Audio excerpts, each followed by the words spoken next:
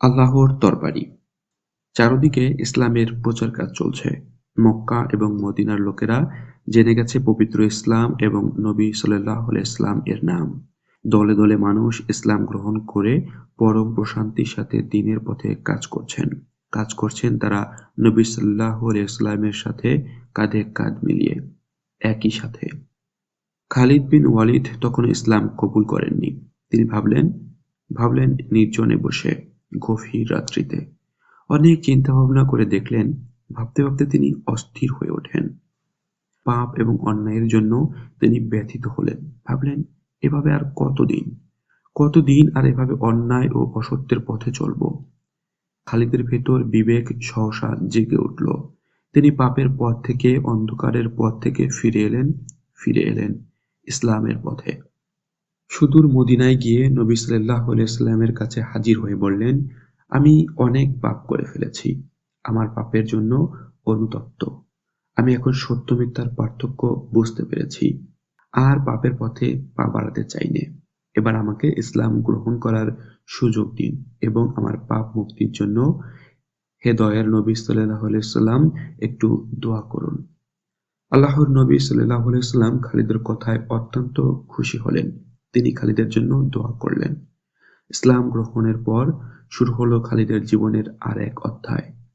সে অধ্যায় সংগ্রামের, সে অধ্যায় যুদ্ধের, সে অধ্যায় অগ্নিপরীক্ষার। ইসলাম গ্রহণের আগে খালিদ ছিলেন মুসলমানদের জন্য চরম দুশমন, আর ইসলাম গ্রহণের পর তিনি হলেন কাফের ও মুশরিকদের জন্য ভয়ঙ্কর, বিপজ্জনক। খালিদের তরবারির সামনে দাঁড়াতে সাহস করে না কোনো খোদাদ্রোহী শক্তি, কোনো মুশরিক। তার তরবারি অসংখ্য যুদ্ধে মুশরিকদের মস্তক দ্বিখণ্ডিত করে দিয়েছে, তাদেরকে করে দিয়েছে ছিন্ন-ভিন্ন। খালিদের তরবারি দিয়ে আগুনের ফুলকা ছোটে। ইসলাম গ্রহণের পর খালিদ প্রথমেই মুতার যুদ্ধে অংশ নেন। এটাই তার জীবনে ইসলামের পক্ষে প্রথম যুদ্ধ।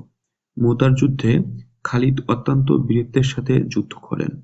একে একে ৩ জন মুসলিম সেনাপতি শহীদ হয়ে গেলেন। এ দৃশ্য দেখে সাধারণ সৈনিকদের মনে সাহসের রশিটা একটু ঢিলে হয়ে গেল। তারা কিছুটা ঘাবড়ে গেলেন। কিন্তু ঘাবড়ালেন না খালিদ বিন ওয়ালিদ। ৩ জন সেনাপতি শহীদ হবার পর তিনি সেনাপতির দায়িত্ব নিয়ে যুদ্ধ পরিচালনা করেন। বীর বিক্রমে ঝাঁপিয়ে পড়েন শত্রুর উপর। বীরের মতো বীর খালিদ, সিংহপুরুষ খালিদ। তার বীরত্বের ফলে নিশ্চিত ধ্বংসের হাত থেকে রক্ষা পেল মুসলিম বাহিনী। মুতার যুদ্ধে খালিদের হাতে একে একে ৭ খানা তরবারি ভেঙে যায়। ইসলামের ইতিহাসে এটা একটা বিরাল ঘটনা। মক্কা বিজয়ের সময় নবী সাল্লাল্লাহু আলাইহি ওয়াসাল্লামের সাথে ছিলেন খালিদ। যদিও বিনা রক্তপাতে মক্কা বিজয় করা হয়, তবুও কিছু তো রক্ত ঝরেছিল। সেটা আর কিছু না। কয়েকজন মুশরিক খালিদের দিকে তীর নিক্ষেপ করলে তার জবাব দিলেন তীরের মাধ্যমে খালিদ। এতে কয়েকজন মুশরিক প্রাণ হারায়। হুনাইনের যুদ্ধে খালিদ অত্যন্ত বীরত্বের সাথে যুদ্ধ করেন। শত্রুর আক্রমণে তার শরীর ক্ষত-বিক্ষত হয়ে যায়। সে ক্ষত দিয়ে রক্ত ঝরে। তার শরীর রক্তে ভিজে যায়, তবুও তিনি এতটুকু দমে যাননি। শত্রুর আক্রমণে তিনি এতটুকু পিছিয়েও আসেননি। বরং শত্রুর আক্রমণ যত তীব্র হচ্ছিল, ততই খালিদের তরবারি ঝলসে উঠছিল। তাইফ অভিযানেও খালিদ ছিলেন অগ্রগামী বাহিনীর কমান্ডিং অফিসার। জাহেলি যুগে কুরাইশদের মূর্তি পূজার কেন্দ্রগুলোর একটি ছিল উজ্জা। নবী সাল্লাল্লাহু আলাইহি ওয়াসাল্লাম খালিদকে পাঠালেন সেটা ধ্বংস করে দেবার জন্য। দুঃসাহসী খালিদ নবী সাল্লাল্লাহু আলাইহি ওয়াসাল্লাম এর নির্দেশ সেখানে গেলেন এবং তিনি সেটা মুহূর্তে মাটিতে মিশিয়ে দিলেন। নবী সাল্লাল্লাহু আলাইহি ওয়াসাল্লাম ওফাতের পরের ঘটনা। হযরত আবু বকর তখন খলিফার আসনে।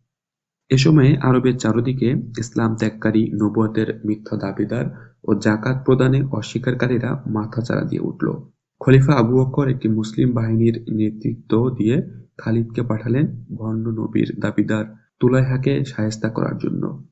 খালিদ তার বাহিনী নিয়ে রওনা হলেন। তুমুল লড়াই হলো সেখানে। লড়াইয়ে তুলাইহার সঙ্গী সাথীরা পরাজিত হলো।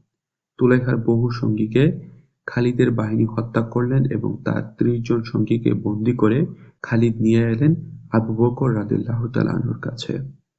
খালিদ মুসাইলামা কাযযাবের বিরুদ্ধেও অভিযান পরিচালনা করেন। এই যুদ্ধে হযরত হামজার হত্যা মুসাইলামা কাজ্জাব নিহত হয় হযরত ওয়াহিসির হাতে। ভণ্ড নবীদের নির্মূল করার পর খালিদ রুখে দাঁড়ালেন মুরতাদদের বিরুদ্ধে, রুখে দাঁড়ালেন যাকাত প্রদানে অস্বীকারীদের বিরুদ্ধে। খালিদের প্রতিটি অভিযানই সফল হল। প্রতিটি যুদ্ধেই তিনি বিজয়ী হয়ে ফিরে এলেন। এরপর মহাবীর খালিদ যাত্রা করেন ইরাকের দিকে। ইরাকে একে একে অনেক যুদ্ধ সংঘটিত হয় এবং প্রতিটি যুদ্ধেই খালিদ বিজয়ী হন। তার সাহস এবং যুদ্ধকৌশলের নিপুণতায় সমগ্র ইরাককে তিনি পদানত করেন। ফাহলের যুদ্ধে খালিদের কাছে রোমান বাহিনী দারুণভাবে পরাজিত হয়। তারা পুনরায় দেমাশক দখলের প্রচেষ্টা চালায়। প্রচণ্ড যুদ্ধ চলছে। হঠাৎ পেছন থেকে ধূমকেতুর মতো উপস্থিত হলেন মহাবীর খালিদ। রোমান বাহিনীর একে একে বহু সৈন্য নিহত হল খালিদের তরবারির আঘাতে। তাদের শোচনীয় পরাজয়ের পর তারা আবার খালিদের বিরুদ্ধে যুদ্ধের জন্য প্রস্তুত হল। সেনাপতি মাহানের নেতৃত্বে 2,24,000 রোমান সৈন্য ইয়ারমুকে সমাবেত হল। রোমানদের যুদ্ধযাত্রার খবর পেয়ে গেলেন হযরত আবু বকর রাদিয়াল্লাহু তাআলা আনহু। তিনি বললেন, আল্লাহর কসম, খালিদের দ্বারাই আমি তাদের পরাস্ত করব। ইয়ারমুকের যুদ্ধ ইতিহাসের এক গুরুত্বপূর্ণ যুদ্ধ। মহাবীর খালিদ তার বাহিনীকে দ্রুত প্রস্তুত করে রওনা হলেন ইয়ারমুকের দিকে। এই যুদ্ধে তিনি মহিলাদের হাতেও তরবারি তুলে দিলেন। বললেন, যদি কোনো মুসলিম সৈন্য যুদ্ধের ময়দান ছেড়ে পিছুটান দেন তাহলে তাকে এই তরবারি দিয়ে হত্যা করবে। নিজের সৈনিকদেরকে তিনি সাবধান করিয়ে দিয়ে বললেন, প্রয়োজনে শহীদ হবেন, কিন্তু যুদ্ধের ময়দান ছেড়ে কেউ পালাবার চেষ্টা করবেন না। যুদ্ধের পূর্বে রোমান সেনাপতি খালিদের সাথে কথা বলল। সে বলল, তোমাদের অনেক অভাব, অনেক ক্ষুধা, তাই তোমরা দেশ ছেড়ে এখানে এসেছো। তোমরা চাইলে আমরা তোমাদেরকে 10টি করে দিনার দেব, এক প্রস্ত কাপড় দেব এবং তোমাদেরকে খাদ্যও দেব। আগামী বছরও তোমরা এভাবে জিনিসপত্র পাবে। তোমরা এখান থেকে চলে যাও, শুধু এই শর্তটুকু মানো। রোমান সেনাপতির কথায় মহাবীর খালিদ অত্যন্ত অপমান বোধ করলেন। তার ব্যক্তিত্ব এবং তার বিরুদ্ধে আঘাত লাগল। তিনি রোমান সেনাপতিকে উচিত জবাব দিলেন। বললেন, আমরা মুসলমান, আমরা বীরের জাত, অর্থের বিনিময়ে আমাদেরকে কেনা যায় না। বলে তিনি ঘোড়ার পিঠে উঠলেন এবং ঘোড়ার লাগাম টেনে ধরে খালিদ সোজা ছুটে চললেন তার নিজ বাহিনীর ছাউনির দিকে। এবং তারপর সেনাপতি খালিদ আল্লাহু আকবার বলে রোমানদের বিরুদ্ধে যুদ্ধ ঘোষণা করলেন। রোমানদের অশ্বারোহী এবং পদাতিক বাহিনীর মধ্যভাগে ঢুকে পড়লেন মহাবীর খালিদ। তিনি যেদিকে যান সেদিকেই সব সাফ। খালিদের তরবারির সামনে রোমান বাহিনী ছিন্ন ভিন্ন হয়ে গেল। একদিন এবং এক রাত একাধারে যুদ্ধ চলল। পরদিন প্রভাতী সবাই অবাক হয়ে দেখল, রোমান সেনাপতির মঞ্চের উপর বীর দর্পে দাঁড়িয়ে আছেন স্বয়ং খালিদ ইবনুল ওয়ালিদ। ইয়ারমুকের যুদ্ধের সময় খালিদের তরবারির তেজ দেখে রোমান বাহিনীর কমান্ডার জারজাহ তার ছাউনি থেকে বের হয়ে এলেন। ভয়ে ভয়ে তিনি খালিদের কাছে এগিয়ে এলেন।